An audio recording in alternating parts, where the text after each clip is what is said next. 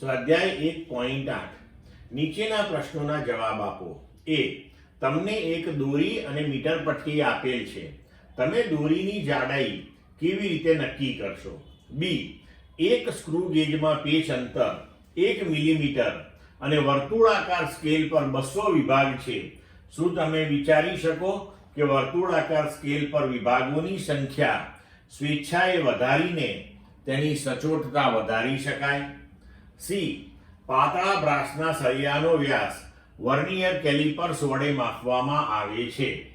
ફક્ત 5 અવલોકનો દ્વારા મેળવેલ પરિણામની સરખામણીમાં 100 અવલોકનો વડે મેળવેલ વ્યાસનું અપેક્ષિત પરિણામ શા માટે વધુ વિશ્વસનીય હશે? હવે જુઓ કે એક દોરી અને મીટર પટ્ટી આપી છે, તો દોરીની જાડાઈ કેવી રીતે નક્કી કરીશું? તો મીટર પટ્ટી ઉપર જે લઘુત્તમ માપ આપણે લઈ શકીએ 1 મિલીમીટર હોય, દોરીની જાડાઈ તો એના કરતાં ઓછી હોય, તો હવે મીટર પટ્ટીનો ઉપયોગ કરીને કેવી રીતે માપવું? તો હવે આમાં આપણે શું કરીશું? જુઓ કે આપેલા દોરાને પેન્સિલ પર એકબીજાને અડકે અને નજીક નજીક રાખીને વીંટાળવામાં આવે. પેન્સિલ ઉપર આપણે આમ દોરો વીંટવાનો આખો, બરાબર? તો પેન્સિલ પર ઘણા બધા આટા વાળું એક આખું ગૂંચળું તૈયાર થાય.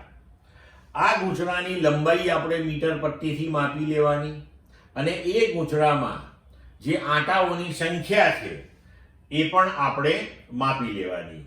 હવે ધારો કે ગૂંચળાની લંબાઈ આપણને L મળી અને આટાઓની સંખ્યા આપણને N મળી, બરાબર? તો આપણે કહી શકીએ કે N આટાની જાડાઈ L છે, તો એક આટાની કેટલી? તો આ વિતરી રાશિથી આપણે સરળતાથી લખી શકીએ કે દરેક આટાએ મેળવેલી લંબાઈ એટલે કે જાડાઈ દોરીની બરાબર L ભાગ્યા N. તો આ જાડાઈ દોરીના વ્યાસ જેટલી હોય અને આ રીતે દોરીની જાડાઈ શોધી શકાય છે. હવે બીજો પ્રશ્ન. એક સ્ક્રૂ ગેજમાં પેચ અંતર 1 મિલીમીટર અને વર્તુળાકાર સ્કેલ પર 200 વિભાગ છે. શું તમે વિચારી શકો કે વર્તુળાકાર સ્કેલ પર વિભાગોની સંખ્યા સ્વેચ્છાએ વધારીને તેની સચોટતા વધારી શકાય? તો હવે અહીંયા તમે જુઓ કે સ્ક્રૂ ગેજનું લઘુત્તમ માપ જે છે એનું સૂત્ર આપણી પાસે છે કે પેચ અંતર ભાગ્યા વર્તુળાકાર સ્કેલ પરના કાપાની સંખ્યા. તો અહીંયા દેખીતી રીતે જ આપણને લાગે કે 1 ભાગ્યા આપણે અહીંયા 200 લખીએ તો આ 200 જે છે કાપાની સંખ્યા એ આપણે વધારીએ તો લઘુત્તમ માપ ઘટે. તો વર્તુળાકાર સ્કેલ પરના કાપાની સંખ્યા વધારીએ તો સ્ક્રૂ ગેજનું લઘુત્તમ માપ ઘટે છે.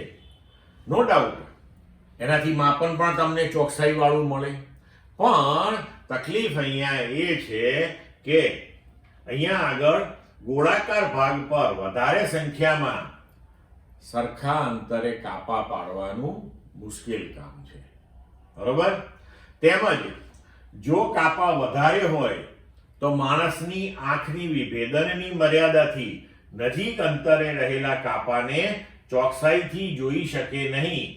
તેથી માપનમાં ત્રુટિ આવે અથવા તો ભૂલ આવે, કારણ કે બહુ જ નજીક જો કાપા હોય તો આપણી આંખો એટલે કે મનુષ્યની આંખ એટલી સક્ષમ નથી કે એને છૂટા છૂટા જોઈ શકે અને એની ઉપરથી ચોકસાઈપૂર્વકનું માપન લખી શકે. ક્લિયર મિત્રો? સી. પાતળા બ્રાસના સળિયાનો વ્યાસ વર્નિયર કેલિપર્સ વડે માપવામાં આવે છે. ફક્ત 5 અવલોકનો દ્વારા મેળવેલ પરિણામની સરખામણીમાં 100 અવલોકનો વડે મેળવેલ વ્યાસનું અપેક્ષિત પરિણામ શા માટે વધુ વિશ્વસનીય હશે?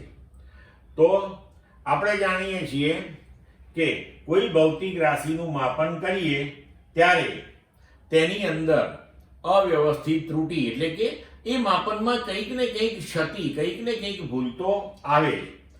તો આ ત્રુટિ ધન અને ઋણ બંને પ્રકારની હોય, એટલે કે એનું જે સાચું મૂલ્ય છે માપનનું એના કરતાં કોઈક વખત માપન વધારે પણ લેવાઈ જાય, કોઈક વખત ઓછું પણ લેવાઈ જાય. તો એને આપણે ધન અને ઋણ એમ બે પ્રકારની ત્રુટી કહીએ છીએ. હવે જો ઓછી વાર એટલે કે 5 વાર આપણે અવલોકનો લઈ તેનું સરેરાશ લઈએ તો તેમાં ત્રુટી થોડી ઓછી થાય.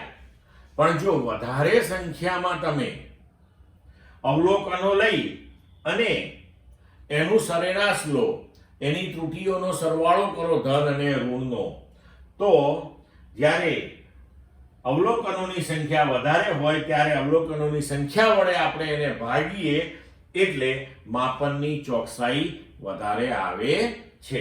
ક્લિયર મિત્રો?